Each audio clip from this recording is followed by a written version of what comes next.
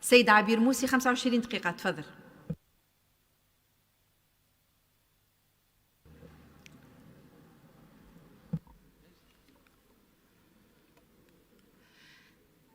اليوم نناقش تحويرا وزاريا جديدا. تحوير وزاري جاء بعد 4 أشهر و26 يوم من منح ثقة هذا البرلمان لهذه الحكومة. اليوم في هذه الظروف اللي قاعدين نعيش فيها، الوباء الصحي، وأيضا التجاذبات السياسية، التناحر، الاحتقان الاجتماعي، كل هذه الظروف تجعلنا مطالبين كنواب شعب أن نتوجه إلى الشعب التونسي بتوضيح حول ما يجري، وأن نتوجه للشعب التونسي بإنارته بكل المعطيات التي تحف بمثل هذه العملية السياسية. أولا سأنطلق، هذه الحكومة التي تريدون تحويرها اليوم ما هي حصيلتها؟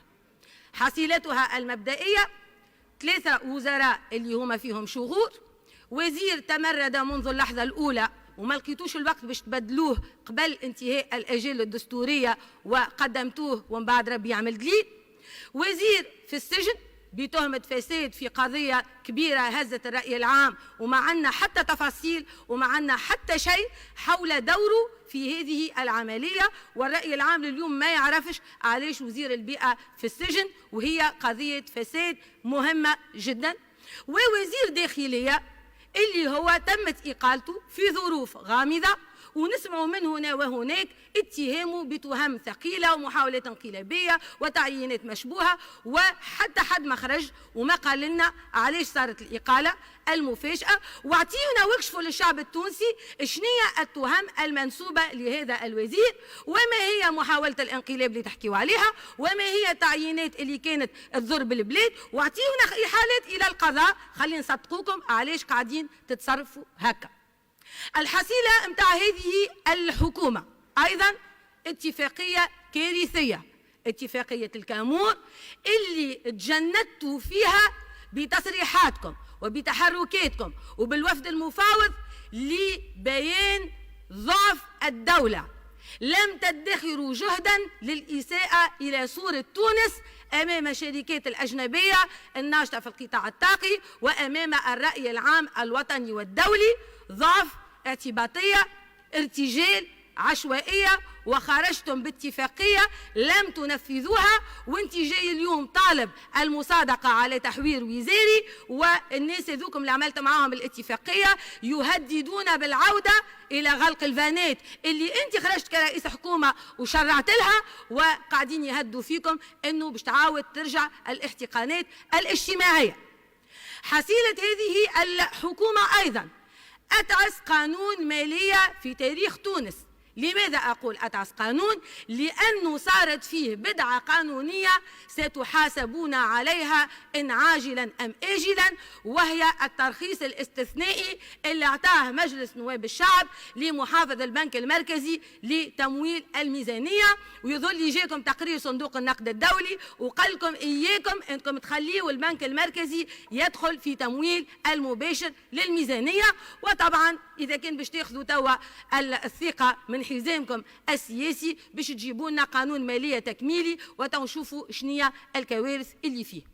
يعني هذه الحصيلة الكارثية لبضع الأشهر اللي توليتوا فيها هذه الحكومة، وفجأة عملتوا لنا حجر صحي شامل متاع 4 أيام اللي هو بدعة صحية وبدعة طبية، وجيتونا نهار سبت عشية 5 متاع العشية وقلتوا لنا عنا تحوير وزاري فيه 12 وزير باش نبدلوهم وخرجتوا لنا قائمة.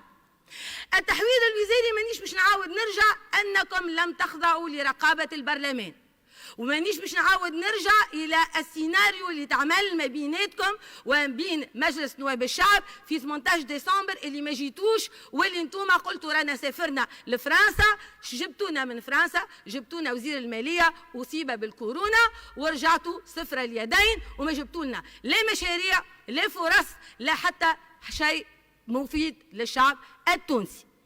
التحوير هذايا اللي هو طبخ في كواليس منزل رئيس البرلمان وكواليس مكتب حكومتكم بينكم وبين حزامكم السياسي. هذا لا يعنينا في الدستور الحر، وهذا أنتم تعرفوه. شنو اللي يعنينا؟ ما هي المقاييس التي اعتمدتموها لتبديل زيد بعمر؟ لهنا باش نحكي على حالات واضحة. نحب نقول للتوانسة اللي يحكيوا توا انه باش يجيبوا التشغيل للشباب، واللي مساندين الاحتجاجات الشبابية والشعبية المطالبة بالتشغيل، باش تجيبوه التشغيل وقت اللي انتوما باش نعطيكم تاريخيا في 26 فبراير 2020 حكومة الفخفاخ فيها وزارة الصناعة والمؤسسات الصغرى وحدها نتاع الكمامات تذكروها، وفيها وزارة الطاقة والمناجم والانتقال الطاقي وحدها. نجيو في حكومة المشيشي واحد اللي هي في سبتمبر 2020 بضع أشهر بعد الفخفاخ، نردوا الوزارة مندمجة ونحطوا عليها السيدة سلوى الصغير. نجيو توا في حكومة المشيشي اثنين بعد بضع أشهر نرجعوا الصناعة وحدها ونرجعوا الطاقة وحدها ونسميوها الطاقة والمناجم. فسروا لي ما هي الفلسفة في حذف الوزارات ودمج الوزارات وتفريق الوزارات اللي هي اللب متاع الاقتصاد التونسي، اللي هي الصناعة واللي هي الطاقة. الصناعة اللي كل الأرقام تشهد بتدهورها، الصناعة اللي تعني المؤسسات الصغرى والمتوسطة اللي تخدم في الخدامة وتشغل في الخدامة، اللي اليوم مع صعوبة الكوفيد، مع عدم مرافقتكم الاجتماعية لها، مع عدم وفائكم بالتزاماتكم تجاهها، تزيدوا تكملوا. اليوم عنا وزير، غدوة ارجع بربي رانا قاعدين ننقلوا في البيروات. انا نتصور الكراذن نتاع الوزاره وقت اللي فكوها ومن بعد وقت اللي دمجوها وتوا باش يعاودوا يفكوها، يظهر لي الاشهر قاعده تتعدى في الكمين نتاع ديميناجمون، واحنا وزير ماشي ووزير جاي، واحنا عندنا الازمه الطاقيه يعرفها الناس الكل، واحنا عندنا شركات بتروليه تعاني اليوم من الفوضى ووجهت رسائل لرئيس الجمهوريه ووجهت رسائل للدوله التونسيه، وعندنا انتاج تحطم، وعندنا قطاع حيوي اللي هو يساهم في تمويل الميزانية وفي أنه تونس تبقي على سيادتها الوطنية، نتلاعبوا به بالتسميات وبالحذف. فما وزارة أخرى زاد كيف اللي هي وزارة الهيئات، العلاقة مع الهيئات الدستورية والمجتمع المدني. من كثرة اللي تنحات وتحطت وتبدل اسمها ما نجمناش نحفظوها. هيئة دستورية، علاقة مجلس النواب، حقوق الإنسان، مجتمع مدني، شو اسمها الوزارة هذه؟ وعلاش كل مرة تنحيوها ويخرج أمر الحقها برئاسة الحكومة ومن بعد ترجعوها، يخرج أمر نرجعوها ومن بعد نحيو منها كلمة حقوق إنسان ومن بعد نرجعوها ومن بعد نحذفوها.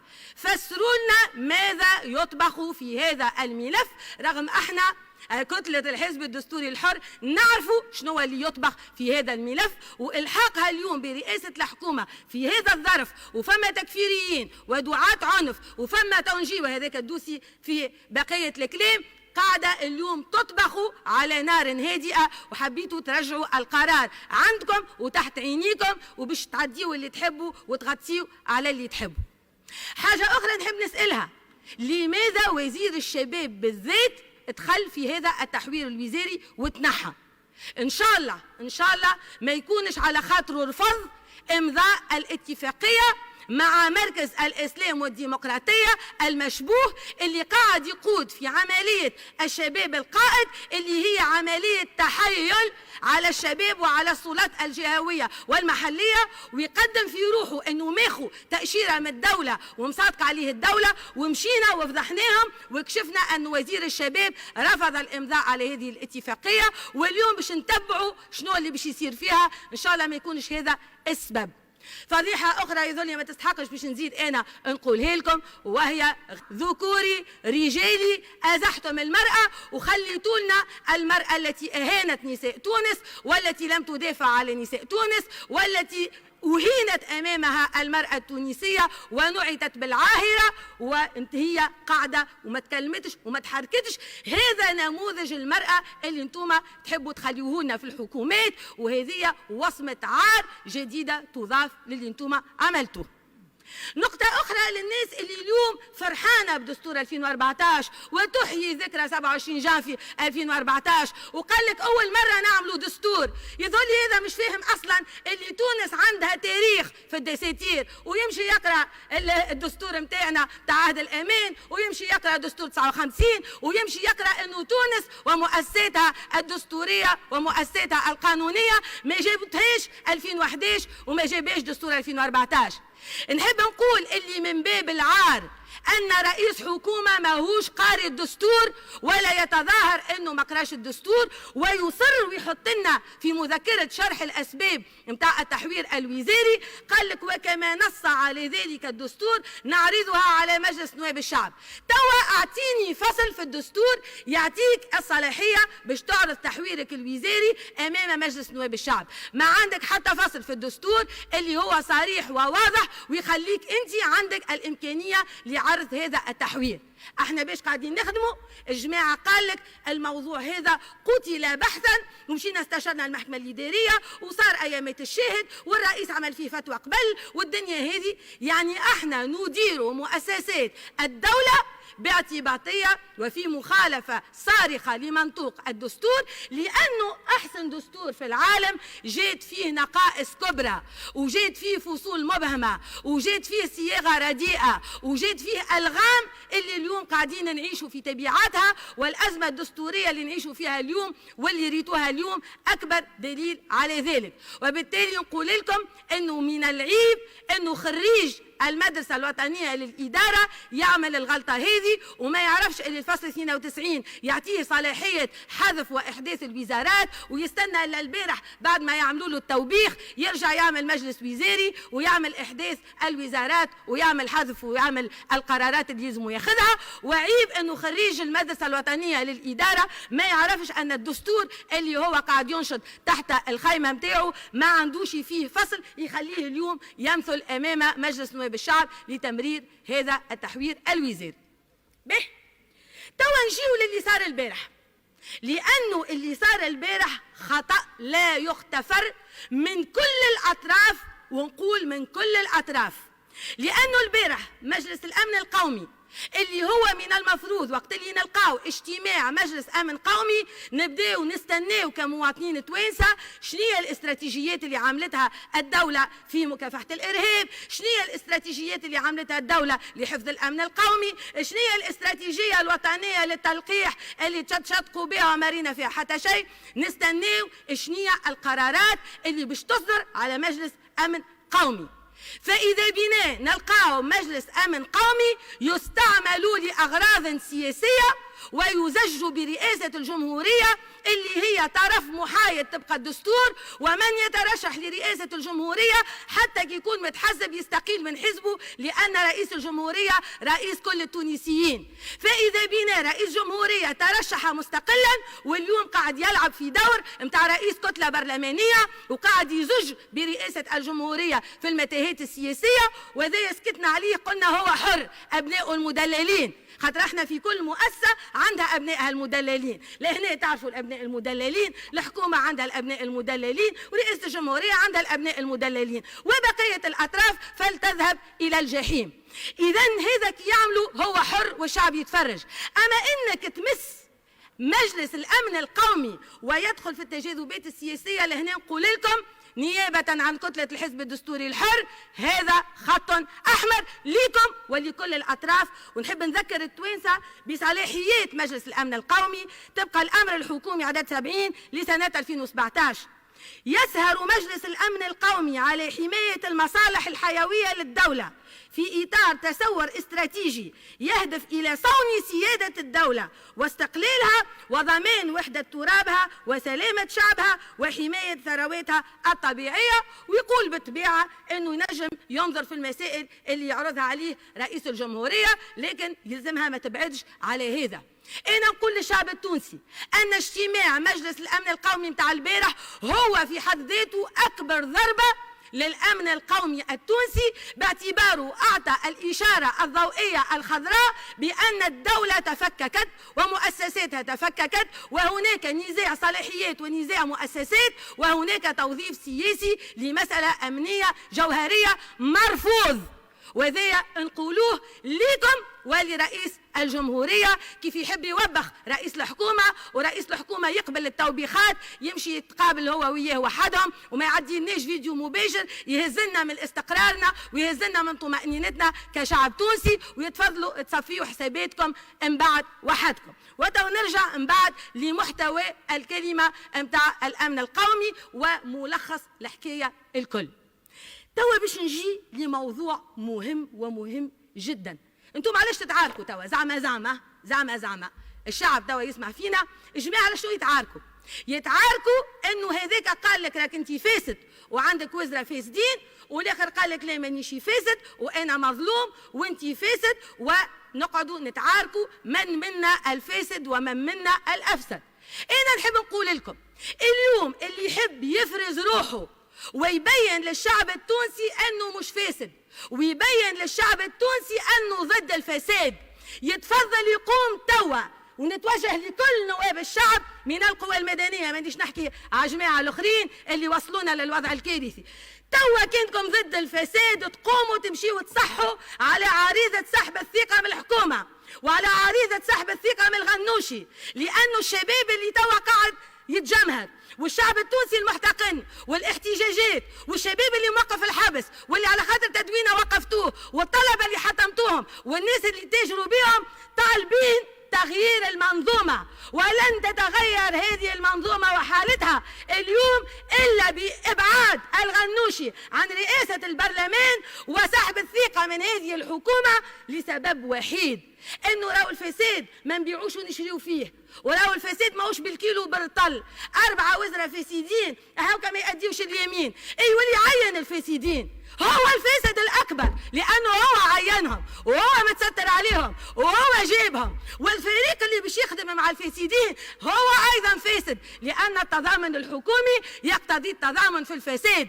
اذا اللي يحكي بروحه ضد الفساد اتفضلوا وعندكم آلية اكتبوها انتم العريضة، كان مشكلتكم في الدستور الحر ومشكلتكم مبادراتنا احنا، اخرجوا واكتبوا العريضة واخرجوا للشعب التونسي اللي توا يتظاهر بشروه، قولوا له أزيح الغنوشي من البرلمان وأزيحت حكومة المشيشي، وسنجلس كقوى مدنية لنختار رئيس أو رئيسة حكومة غير منبطحة للإسلام السياسي، وعندهم برنامج اقتصادي واجتماعي ومالي، وعندهم الشجاعة والجرأة باش يطبقوا الإصلاحات الكبرى. خلاف ذلك فهو ضحك على الذقون، وخلاف ذلك هو تحسين شروط التفاوض بين جناحي منظومة ربيع الخراب والدمار. وقت اللي يتصالحوا توا تتبدل اللغة وتولي مصلحة الأمن القومي وتولي أكل كلام اللي تعرفوه الكلكم. حاجة أخرى أنا باش نقولها واللي ما يقولها حتى حد، واللي رئيس الحكومة عمل لها شوية إيحاءات في خطابه، قال لك يزي من المزايدات ويزي من الشعبوية وفما مسائل حسمة فيها الدستور. شنو هي اللي حسمة فيها الدستور؟ باش تقولي الإرهاب؟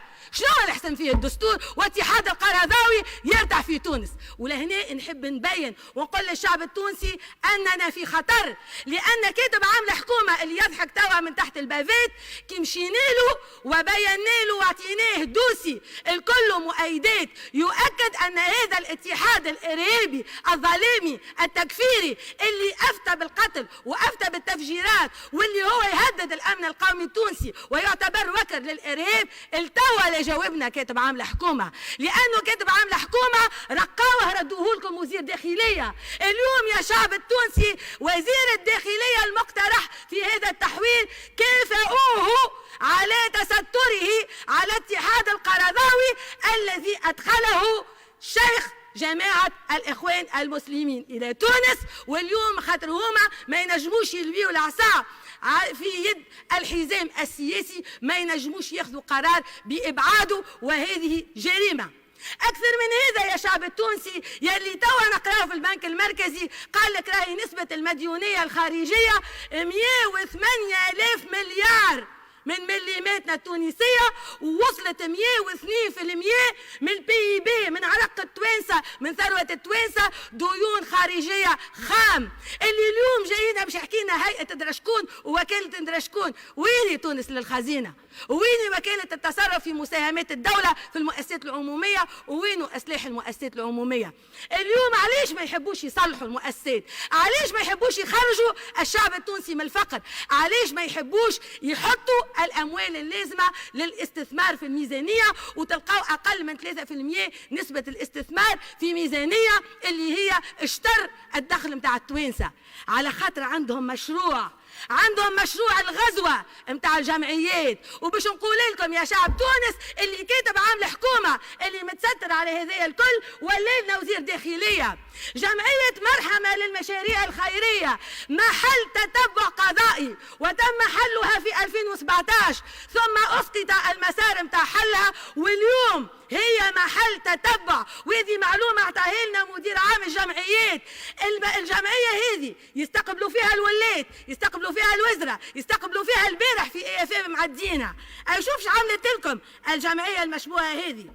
قال لك عملت لكم 16 مستوصف، وعملت لكم 10 مدارس بنيتهم هي، وأثبت لكم اتحاد المكفوفين، وعملوا لكم المساكن الاجتماعية، وعملوا لكم منح شهرية للتوانسة المعوزين.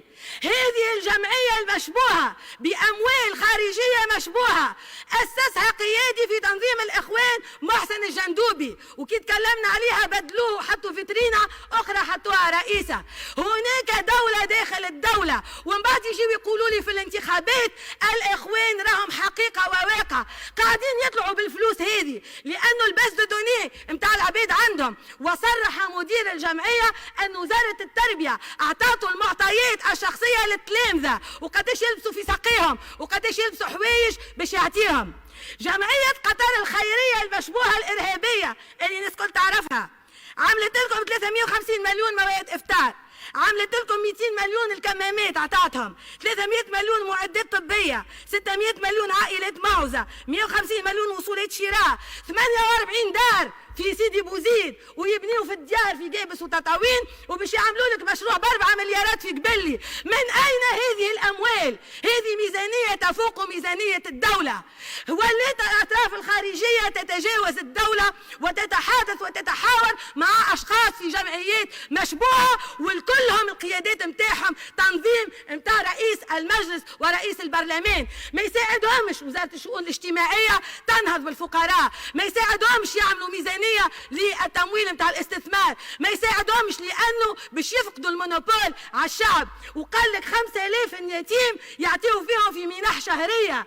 إذا كان أنت تعطي للشعب في منح شهرية من فلوس الخارج وتبني من فلوس الخارج وتشيد في المدارس وتشيد في المستوصفات، لماذا احنا عندنا دولة؟ وشنو دورك أنت كحكومة؟ ما نمشيو نخرطوا في الجمعيات هذيا وتو يجينا كل شيء. هذا الكل ساكت عليه كاتب عاملة حكومة يكافئوه اليوم باش يولي وزير داخلية. أكثر من هذا يا توانسة، هاني البنا حلوا الجوجل واسمعوه شكونه. إخواني خطير يتصرف في مليارات دون إحصاء أموال الإخوانجية في العالم. هذا يدرب الجمعيات في تونس ويقوم بالدورات التدريبية للمجتمع المدني، ومن بعد تقول شبابنا شبيه ضاع، وتقول شبابنا شبيه فقد البوصلة، وتقولوا شبابنا علاش ضد السيستم. سي نورمال يكون ضد السيستم لأنه عنده دولة موازية وعنده عالم موازي وعنده ناس جابدته، وحتى هاد ما ينجم ينجح في الانتخابات لأنه الفلوس هذية والباز دو دوني اللي عندهم والدوران اللي عندهم والقوافل اللي عندهم والسطوة اللي عندهم والولات والمعتمدين والسلطات المحلية والبلديات اللي عملوها بالقوانين المشبوهة خليتهم تسيطر على تونس. وما ننساوش حزب التحرير الذي يريد أنه ينشأ الخلافة ويضرب الدستور ويضرب الديمقراطية. أيها الشعب التونسي، الحزب هذا يصدر ضده حكم ابتدائي وحكم استئنافي بحله، ولم تنفذ الدولة قرار الحل وخليته وصل للتعقيب وتكسر في التعقيب وتعتيم كامل عن مآل القضايا متاع الجمعيات المشبوهة والأحزاب المشبوهة. ومن بعد يجينا وزير داخلية يكافئ في هذه الحكومة. خلاصة القول، كفاية مغالطة للشعب التونسي اللي يحب اليوم يستجيب لمطالب المحتجين في الشارع، ونحن نساند المطالب الاجتماعية ومطالب شبابنا في الشغل وفي التنمية. يجيو نقطع التوجع مع هذه المنظومة. اسحب الثقة من الغنوشي، اسحب الثقة من هذه الحكومة، وهذا نكونوا حكومة اللي تنقذ بلادنا. أما إذا كانت تحبوا تقعدوا هكا فانتم تشاركوا في مسرحية، ولن نشارك في مسرحية توم اند جيري بيناتكم وبين السلطات. وسنقاطع هذه الجلسة لأنني تم تفويضي من قبل زميلاتي وزملائي في الكتلة لأقوم بهذه المداخلة وأبلغ صوت الحزب الدستوري. ونحن مع الشعب التونسي، وفما 100,000 تونسي انخرطوا في ثورة التنوير التي ستغير دون تدمير وتكسير.